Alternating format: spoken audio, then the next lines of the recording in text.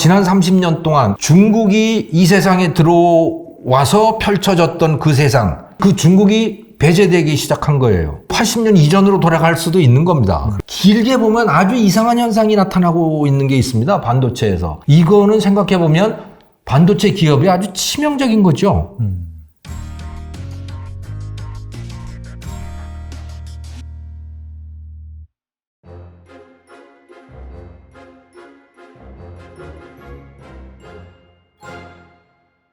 그래서 그거는 정상으로 돌아가는 것인데, 정상으로 돌아가는 게 아니고 정상 자체가 바뀌는 게 있죠.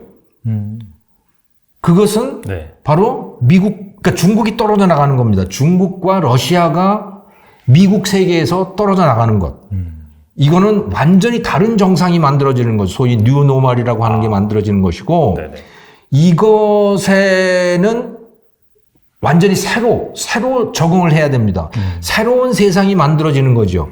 그 새로운 세상은 새롭다라고 하는 말을 들으면 기분이 좋아지는데 그 새로운 세상은 괴로운 세상이에요. 네. 왜냐하면 시장이 좁아지고 생산자 중에 낮은 원가로 생산을 할 수 있는 그 생산자가 배제가 돼버리고 그렇게 되니까 뭐 모든 게 다 괴로운 그런 상태가 되는 거죠. 그런 세상이 지금 이미 시작이 된 겁니다. 네. 그래서 이제 투자하실 때도 과거 지난 30년 동안, 그러니까 1980년부터 시작되었던 중국이 이 세상에 들어와서 펼쳐졌던 그 세상, 그러니까 중국이 아주 결정적인 거였거든요. 그로 인해서 온 세상의 물가가 다 떨어졌어요. 세상이 풍요로워졌죠. 투자의 수익률도 엄청나게 높아졌습니다. 중국 덕분에. 근데 이제 그 중국이 배제되기 시작한 거예요. 그렇게 되면 결과는 뭐 80년 이전으로 돌아갈 수도 있는 겁니다. 그러니까 그거는 수익률이 떨어지고 물가는 올라가고 생활 수준도 떨어지고 하는 그런 세상이 올 가능성이 높죠. 투자도 거기에 적응을 하셔야 되는 거고요. 네. 제가 듣다 보니까 한 가지 궁금한 점이 생겨가지고 만약에 이게 경기 침체가 오면은 사실 경기 침체가 온다는 것 자체가 그만큼 또 물가도 떨어질 수도 있는 거잖아요. 그렇게 볼 수는 없을까요? 그러니까 단기적으로 보면 그렇습니다. 공급이 가만히 있는 상태에서 경기 침체가 와서 수요가 줄어들면 그럼 물가가 떨어지죠. 그런데 지금 제가 말씀드리는 건 장기적 추세를 말씀을 드리는 건데 중국이라고 하는 세계 최고의 공급자가 떨어져 나가는 거예요. 그렇죠.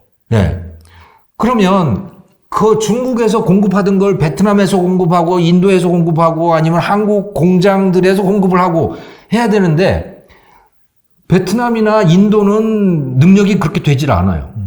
한국에서 만약에 공장에서 중국이 만들던 걸 만든다면 원가는 어마어마하게 높아져요. 이렇게 되면 그만큼 공급이 줄어들 수밖에 없는 거거든요. 공급을 하더라도 비싸고요. 그러니까 이 공급 자체에 문제가 생기는 겁니다. 그러니까 경기 침체는 수요를 줄이는데 디글로벌리제이션, 디커플링이라고 하는 건 공급을 또 줄여버리거든요. 그래서 길게 본다면 기본적으로 공급 조건이 달라지기 때문에 가격이 올라갈 수밖에 없는 거죠. 알겠습니다. 네. 그렇다면 이제 앞서서 계속 말씀하신 게 탈세계화잖아요. 중국과 러시아가 이 밸류체인에서 떨어져 나감으로 인해서 사실상 뭐 리쇼어링 트렌드라든지 그런 것들이 여기저기에서 나오고 있는데 이게 사실 그 한국 제조업에 과연 이제 긍정적일 것이냐 부정적일 것이냐 상당히 좀 어려운 문제인 것 같은데 교수님께서 어떻게 생각하시나요? 상반된 측면이 있습니다. 예를 한 가지 들어보면요. 화웨이하고 삼성입니다. 화웨이하고 삼성, 화웨이가요, 2020년 무렵에 스마트폰으로 세계 시장 점유율이 19%인가? 아주 급속히 치고 올라왔어요. 맞아요. 그래서 조금 있으면 삼성을 넘어간다 그랬어요. 그런데 미국이 트럼프가 TSMC를 시켜서 화웨이한테 반도체 공급을 하지 못하도록 팔을 비틀었어요.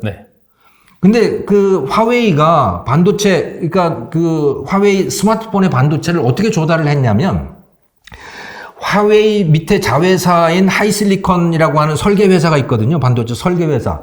그 설계 회사에서 자기 기린 반도체라고 하는 걸 설계를 해서 중국이 반도체 설계를 잘합니다. 그 설계도를 대만의 TSMC에다가 맡겨서 제조를 했어요. 그 성능이 굉장히 좋았어요. 그런데 트럼프가 TSMC에 팔목을 비튼 거예요. 저거 해주지 마. 이렇게 한 거죠. 왜냐하면 화웨이가 중국의 인민해방군하고 연결이 되어 있는, 직결을 되어 있는 데이기 때문에 이거는 군사적 목적으로 쓰일 수 있어. 그러니까 여기 못 줘. 라고 미국 법으로 막아버린 겁니다. 네. TSMC를. 네. 그러니까 화웨이가 그 기린 반도체, 첨단 반도체를 조달을 할 수가 없게 됐고, 결국 스마트폰 비즈니스를 접을 수밖에 없게 됐어요. 네. 만약에 그렇지 않았더라면 삼성 갤럭시 폰 지금 어떻게 됐을지 전혀 장담할 수 없어요. 그러니까 이거는 어부지리를 한 거죠, 삼성은. 삼성 스마트폰은 미국이 화웨이를 제재함으로 인해서 정말 어부지리, 정말 다행인 거죠. 만약에 네네. 미국이 지금 중국의 배터리 업체를 어떤 식으로든 제재를 한다고 그러면 이거는 뭐 LG가 또 뭐 대박 나는 거죠.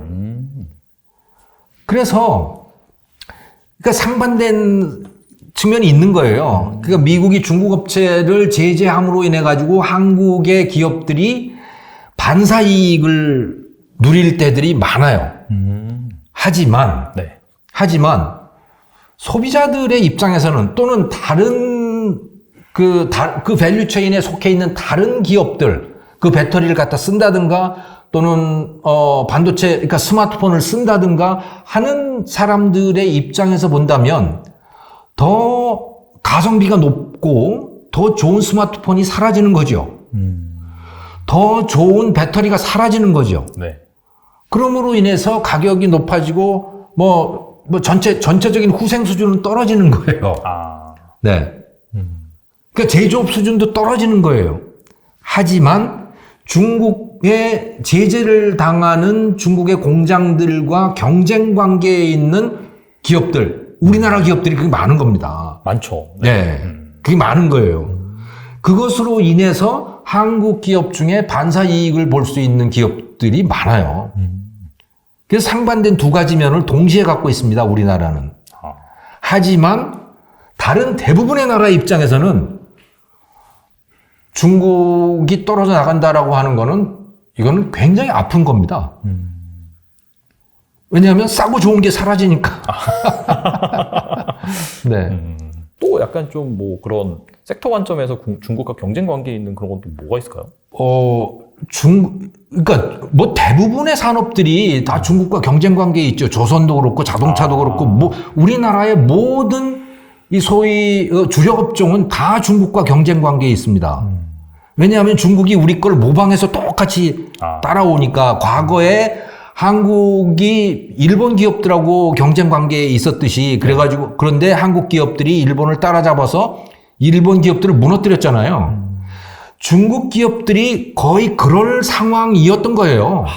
그런데 미국이 들어와서 그걸 지금 차단해 놓은 겁니다. 어쨌든 미국도 명분이 있는 거 아니겠어요? 그 명분이라고 하는 거는 이게 미국의 국가 안보에 치명적이다라고 하는 명분이 있어야 되는 거예요. 근데 반도체 같은 경우는 이거는 분명히 국가 안보 관련이 있다. 그리고 그 화웨이라든가 SMIC라든가 또는 과거의 그 GT라든가 이런 데들은 중국의 인민해방군하고 관련이 있다. 뭐 이런 최소한 꼬투리라도 있기 때문에 제재를 한 건데 그 무턱대고 제재를 할 수는 없는 거거든요. 미국이라는 나라는 명분을 중시하는 나라이기 때문에. 네. 그래서 경쟁 관계에 있는 한국의 기업 산업이라고 하더라도 미국의 제재 대상이 되는 것과 아닌 것은 분명히 구분을 해야 되죠. 반도체는 제재 대상일 거고 배터리는 아마 그럴 가능성이 별로 없다. 배터리나 자동차나 조선이나 이런 것들은. 그래서 그런 구분을 해서 좀 보실 필요가 있을 것 같아요. 결과적으로는 딱 명확하게 이제 뭐 이렇게 반사이익을 볼 만한 게 반도체다. 이제 그렇게 정리할 수가 있겠네요. 반도체, 5G, 뭐 그런 것들이겠죠. 군사용으로 아주 밀접한 관련을 갖고 있는 것들. 네. 알겠습니다. 뭐 반도체 같은 경우에도 또 교수님께서 또 많이 또 전문 지식이 있으시고 전문가로 또 알려지고 계신데. 감사합니다. 근데 지금 사실 뭐 이러한 그 장기적인 트렌드 상황에서는 반도체 산업이 사실상 이 4차 산업혁명의 뭐 쌀이라고 불려지는 부분도 있고 방금 말씀하신 이 미국의 대중국 제재 관련해서 우리나라가 반사 이익을 볼 만한 그런 섹터라고 볼 수 있는데 최근에 이제 상황이 이렇다 보니까 뭐 경기 침체가 온다라고 하다 보니까 워낙 이 경기에 민감한 반도체 주식이다 보니까 지금 너무 많이 빠졌어요.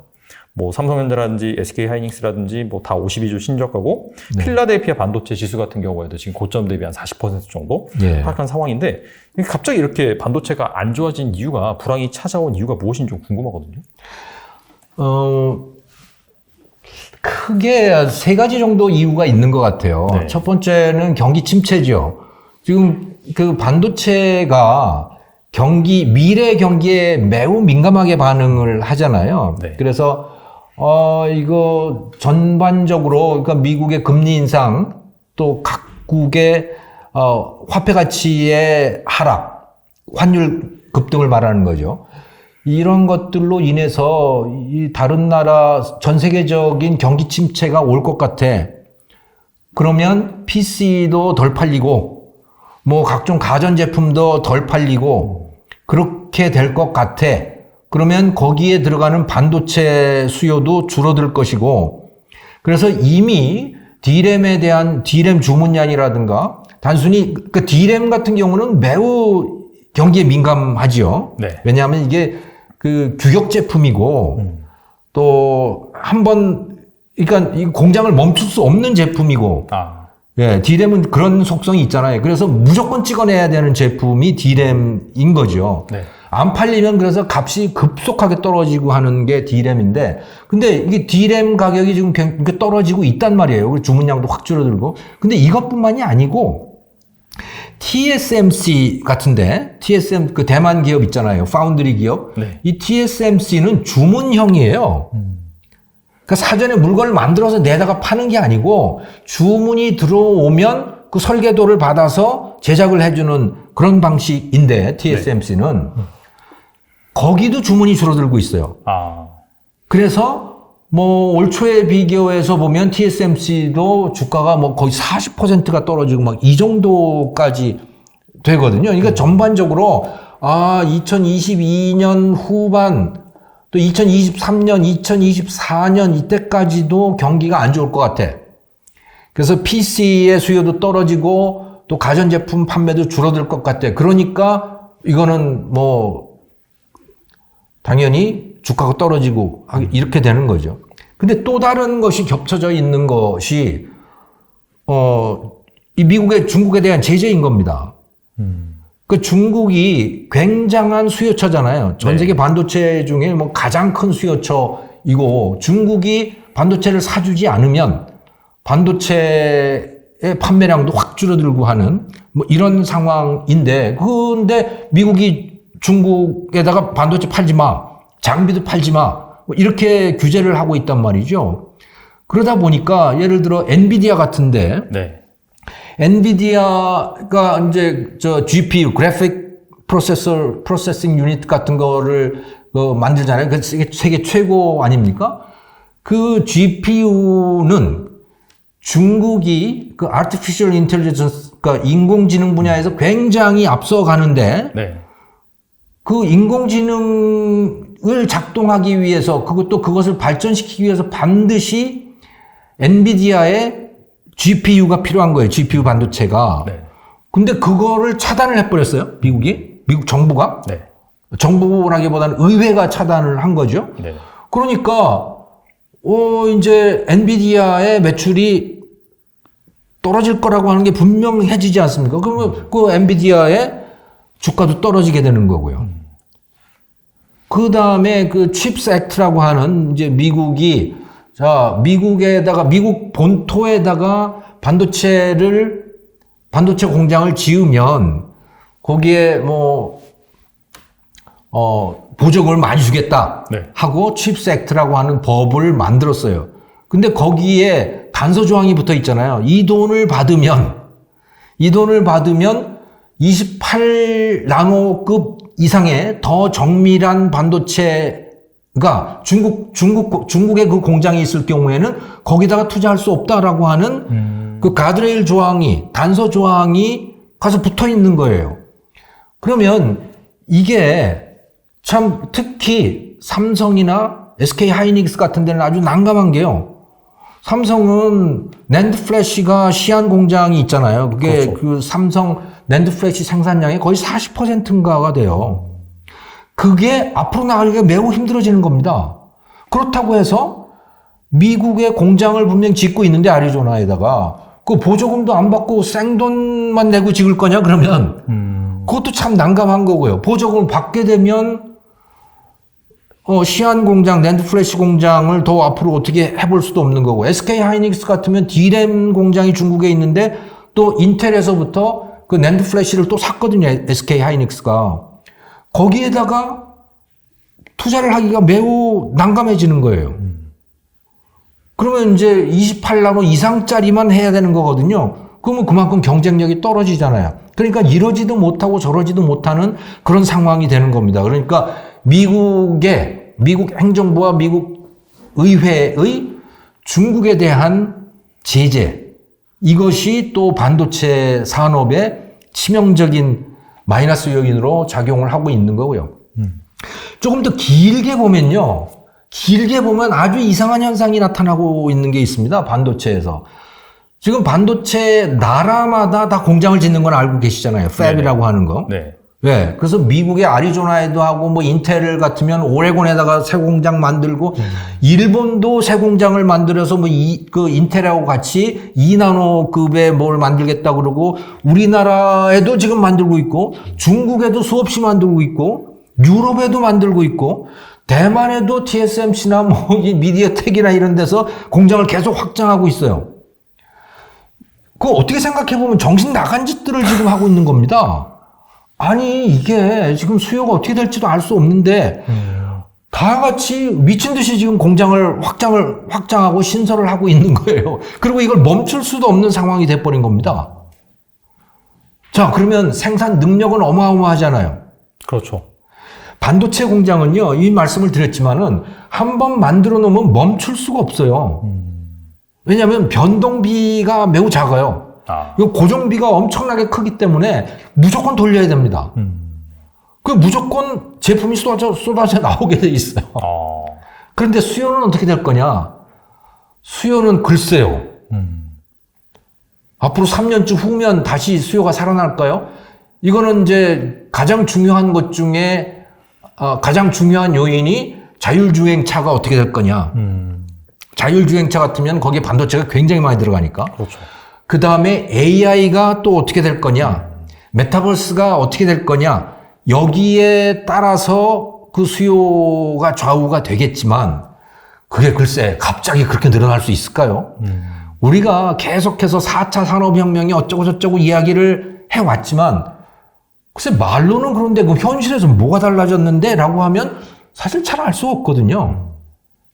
그게 메타버스라든가 뭐 자동화라든가 뭐 이런 거잖아요. 근데 메타버스, 페이스북이 해놓은 그 메타라고 하는 거 잘 안 돼요. 그래서 얼마나 과연 수요가 살아날지는 아무도 알 수 없다. 그렇다면 쓰지도 못할 공장들을 지금 그야말로 정신 나간 듯이 확장하고 신설하고 있는 것인데, 이거는 생각해보면 반도체 기업이 아주 치명적인 거죠. 돈을 그냥 낭비하고 있는 거죠. 어떻게 생각해보면. 네. 네. 그래서 이런 세 가지 요인이 지금 동시에 작용을 하고 있다. 반도체의 주가에. 네. 그래서 반도체 기업들의 수입은 빵빵한데 주가는 곤두박질 치는 게, 그게 삼성만 곤두박질 치는 게 아니고 거의 모든 반도체 기업들의 주가가 곤두박질을 치고 있는 겁니다. TSMC도 그렇고 인텔도 그렇고 엔비디아, AMD 뭐 다 그러고 있어요. 그러니까 이런 그 큰 트렌드가 작용을 하고 있다고 봐야 되는 거죠. 근데 이 말씀을 들으면은 그러면 반도체 산업이 약간 장기 좀 암울하다 그렇게 좀 들릴 것 같긴 하거든요. 그 반도체에 대한 수요가 최소한 뭐 3년 정도 지나면 늘어나는 것은 분명할 텐데, 하지만 지금 늘어나고 있는 생산 능력만큼 늘어날까? 글쎄, 그거는 자신이 없는 거죠. 생산 능력이 너무 빨리 늘어나고 있는 겁니다, 지금. 공장들이 너무 많이 지어지고 있는 거예요. 그 공장을 과연 쓸 수 있을까? 이거는 정말 자신이 없는 거죠. 그런데 이게 지금은 정치 문제가 돼버렸어요. 실제 타당성이 있느냐 없느냐, 그 투자의 타당성이 있느냐 없느냐의 문제를 떠나서 바이든이 나서서 무조건 이게 웨이퍼 들고선 막 이러고 그러니까 네. 사람들이 정신을 못 차리고 있는 거예요, 지금. 거기다 보조금 막 때려 넣고 있는 거고.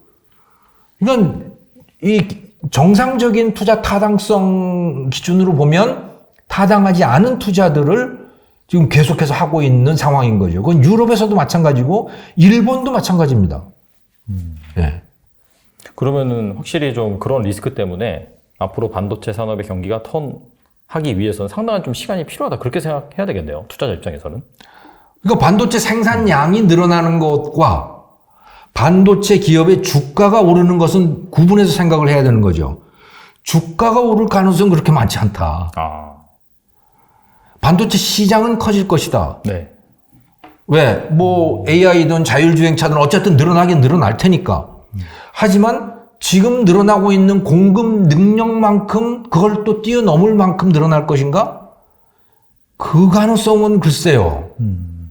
그 가능성은 그렇게 높지 않은 것 같아요. 너무 빨리 늘어나고 있습니다. 공급 능력이. 알겠습니다. 네.